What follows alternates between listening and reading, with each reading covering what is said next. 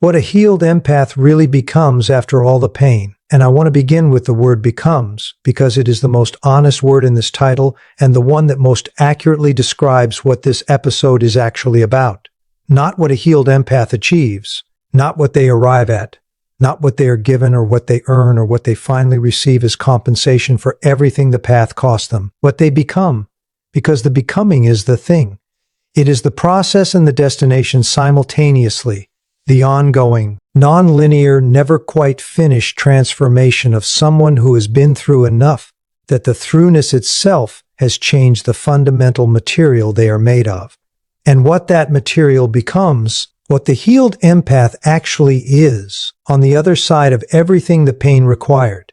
Not the idealized version, not the motivational content version that makes the suffering seem like a straightforward investment in a predictable return. The honest, specific, psychologically grounded account of who this person actually is and what they are actually capable of. That is what this episode is going to give you. Let's start with what the pain actually did, because you cannot understand what the healed empath becomes without understanding what the pain was working on. The pain was not simply an obstacle that stood between the empath and a better life. It was not a test of resilience or a period of difficulty to be endured until the difficulty was over. The pain was the material, the relationships that extracted too much, the dynamics that required the constant management of someone else's emotional weather, the slow accumulated erosion of self-trust that the explaining cycle produced, the specific, particular loss of the version of yourself that existed before the relationship convinced you that this diminished version was all that was available. The grief of recognizing what was real on your side in a connection that was not structured to honor what was real. All of it was the material. Not because suffering is inherently instructive, or because pain automatically produces wisdom. It does not, and the romanticization of suffering as a reliable path to growth is one of the most persistent and most damaging narratives available in the space where healing is discussed.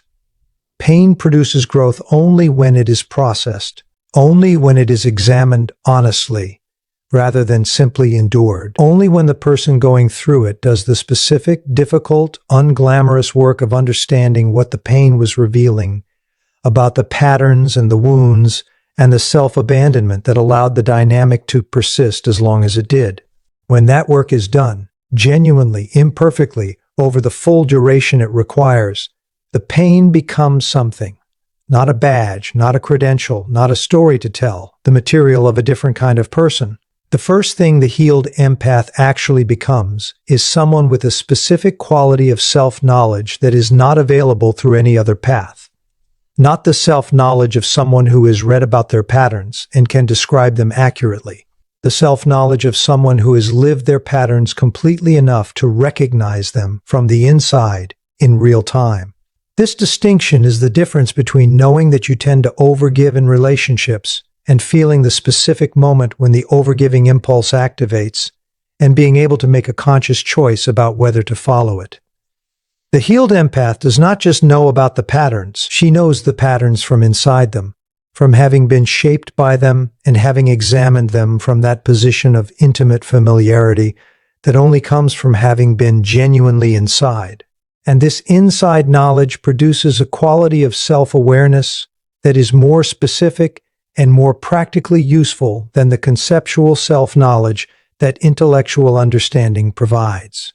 It produces the ability to notice, in the present tense, the specific sensations and the specific thought patterns and the specific relational pulls that indicate a familiar dynamic is activating, before the dynamic is fully formed. Before the investment has been made, before the cost of the pattern has been incurred again. The healed empath does not avoid these patterns because she has decided to be more careful. She notices them because she knows their signature too specifically to miss it. And that noticing, specific, present tense, grounded in genuine experience rather than conceptual understanding, is the first and most foundational thing the healing produces. The second thing the healed empath becomes is someone whose empathy has changed in a way that most conversations about empathic healing never quite describe accurately. The common narrative is that healing teaches the empath to protect her empathy, to develop boundaries that prevent the overextension of the empathic capacity that made her vulnerable to exploitation. And this is partially accurate. Boundaries do develop. The overextension does reduce. But the framing of protection misses something important about what actually happens to the empathy itself in the healing process. The empathy does not diminish. It does not become more guarded in the sense of less available. It becomes more precise, more specifically directed, more capable of the distinction that the unhealed empath could not reliably make. The distinction between empathy as a response to someone's genuine experience and empathy as a response to the emotional pull of a dynamic that is activating the empathy as a lever rather than receiving it as a gift. The healed empath still feels what other people feel with the same completeness and the same specificity that she always felt it. The difference is that the feeling is no longer automatically converted into action on the other person's behalf. The space between the feeling and the action, the space that the healing gradually, painstakingly expanded, is now large enough to hold a choice. And the choice is made not from the suppression of the feeling, but from the full presence of the feeling, alongside a clear-eyed assessment of what the feeling is responding to and what the action it is pointing toward would actually produce. This is not less empathy. It is empathy that has developed the wisdom to direct itself rather than being directed by the situations that know how to activate it. The third thing the healed empath becomes is someone with a relationship to solitude that is categorically different from the relationship to solitude that existed before the healing. Before the healing, solitude was either the absence of the connection the empath was seeking or the recovery period between social engagements that required too much. It was defined by what it lacked, by the connection that was not present in it, by the gap where the investment in someone else's experience usually was. After the healing, solitude is something else entirely. It is the primary context in which the healed empath is most fully herself, not because she has given up on connection, not because the healing has made her more comfortable with isolation than with intimacy, but because the healing has developed the self-referencing capacity that makes solitude genuinely inhabitable rather than simply endurable. She has learned, through the specific work of the healing process, who she is when she is not oriented around someone else's needs, or someone else's emotional weather, or someone else's version of who she should be. And that knowledge, the specific, lived, daily knowledge of the self that exists independently of its relational context, is what makes solitude feel like home rather than like absence. Not every day, not in every moment, but reliably enough that it functions as the stable ground from which everything else, including genuine connection, is launched. The fourth thing the healed empath becomes is perhaps the most surprising to people who expected the healing to produce someone gentler, more accommodating, more willing to smooth the difficult edges of her genuine response to what is happening. The healed empath becomes someone considerably more honest than the person who entered the pain, not performatively honest, not the honest that announces itself and seeks validation for its courage. The quiet, specific, matter-of-fact honest of someone who has spent enough time and enough energy on the suppression of her genuine observations and genuine reactions in the service of keeping the peace that the suppression has become clearly, finally, permanently not worth the cost it extracts. She says what she actually thinks with a directness that people who knew her before the healing often find surprising, because the person before the healing was so carefully managing her expressions of reality in the interest of the relationship's immediate comfort. The healed empath has discovered, through the specific experience of what the management costs, that the immediate comfort it produces is not worth the accumulated cost of never quite saying what is true. And what she says instead, the honest, specific, careful, but not comfort-organized expression of her actual experience, is not unkind. It is simply real. And real, in a world that runs on managed expression, has a quality that some people find uncomfortable and others find one of the most specifically relieving things they have ever encountered in another human being. And what the healed empath becomes in her relationships, in the specific, selective, deeply invested relationships that the healing makes possible, and what she carries into every room she enters and every conversation she has, that is exactly where we are going next. What the healed empath carries into every room she enters and every conversation she has is something that most people feel before they can name it. A quality of presence that is different from what most people bring to the same spaces. Different in a way that registers in the body before the mind has finished processing what is different. It is not intimidating in the aggressive sense. It is not the presence that asserts itself or demands to be noticed. It is the presence of someone who is genuinely, completely, without performance or management or the careful calibration of how she is landing, simply there, in the room, in the conversation, in the relationship, without the fraction of her attention that most people, without realizing it, are perpetually directing toward how they are being received. The healed empath is not monitoring how she is landing. She knows who she is specifically and clearly enough that how she is landing has become, without effort or decision, genuinely secondary to what is actually happening in the moment she is inhabiting. And that quality, the presence of someone who is not monitoring her own reception, is felt by the people around her as something rare, something that most of them have encountered only occasionally, if ever, in another person. Something that makes the conversation feel different from most conversations, more real, more specifically inhabited, less like two people managing their presentations in relation to each other, and more like two people actually in the same room at the same time. This is what the healing produced. Not a technique, not the practiced application of what was learned. A way of being in the world that has become natural because it was arrived at through enough genuine work on enough genuine material that the arriving produced something structural rather than something maintained. The healed empath does not work at being present.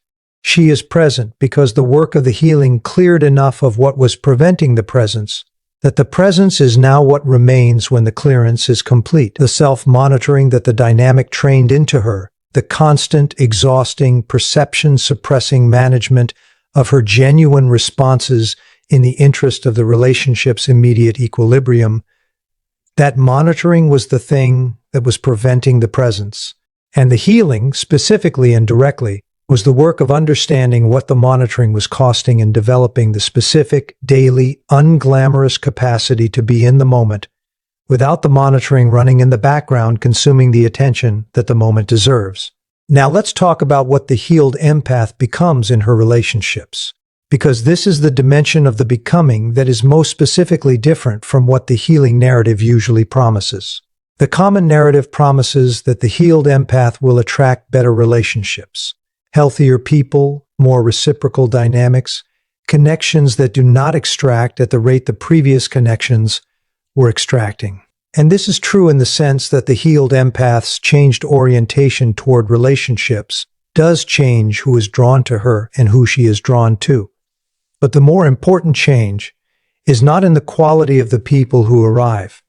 It is in the quality of the empath's presence inside the relationships that develop. Because the healed empath brings something to relationships that the unhealed version could not bring. Not the depth of feeling, which was always present, but the depth of feeling alongside the stable, grounded, self-referenced self that the healing produced. And the combination of deep feeling and a stable self is what genuine intimacy actually requires. The unhealed empath brought deep feeling without the stable self, brought an emotional depth that was genuinely extraordinary, and a self that was organized around the other person's needs in ways that prevented the depth from being fully present as hers. The feeling was present. The self that was feeling it was partially absent, partially organized around the other person, partially managed into the shape the relationship required. And the partial absence of the self from its own feeling is what prevents genuine intimacy. Because genuine intimacy requires two selves genuinely present to each other. And a self that is organized around the other person rather than present as itself is only partially available for the genuine presence that genuine intimacy requires. The healed empath is fully present as herself, and fully present as herself in a relationship means the relationship has access to something it almost never has access to in the ordinary functioning of most intimate connections. The specific, particular, irreplaceable reality of another person who is genuinely there, not performing, not managing, not shaped into the form the relationship requires at the cost of the self that is doing the shaping. Simply there with the full specificity of who she has become, available to the relationship as the genuine encounter with a genuine other person that genuine intimacy is. And the people who experience this, who are in relationship with a healed empath who is genuinely present as herself, almost universally describe it in similar terms. They say it feels different. They say it is the closest they have ever come to feeling genuinely known rather than genuinely liked. They say the honesty in it is sometimes uncomfortable and always somehow relieving. They say in various ways that they feel more real in her presence than in most other presences they inhabit. This is the healed empath's relationship to relationship. Not easier, not simpler, more real. And real, in the specific way she brings it, is the rarest thing available in the relational landscape she now inhabits. So what does the healed empath really become after all the pain, in the most complete and most honest account available? She becomes someone who is more completely herself than she has been at any previous point in her life. Not a better version of the person she was. Not the previous person with the wounds healed and the patterns corrected and the vulnerabilities shored up. Someone genuinely different in composition, built from the same qualities that were always there. The depth of feeling, the accuracy of perception, the genuine caring, the specific kind of intelligence that comes from reading people and situations at the level she has always read them, but built differently. Built around a self that is present to its own experience rather than organized around everyone else's. Built with the specific, earned, experientially grounded self-knowledge that the healing's work produced. Built with the empathy that has developed the wisdom to direct itself. Built with the honesty that the management of suppressions cost, made permanently non-negotiable. Built with the solitude that functions as home rather than absence. Built with the presence that makes every room she enters slightly more real than it was before she arrived. This is not a triumphant story. It is not a clean arc from suffering to arrival. It is the honest account of what happens when someone who feels everything, who has been through enough that the throughness changed the fundamental material, does the work of understanding what the material became. And what it became is not what the pain intended. The pain intended, if pain can be said to intend anything, diminishment. What the work produced instead was the most complete and the most specifically herself version of a person who was always going to be extraordinary and who is now finally extraordinary in a way that belongs entirely to her. Not to what she survived, to who she became in the surviving. That is what the healed empath really becomes after all the pain. Not a survivor, herself, fully, for the first time.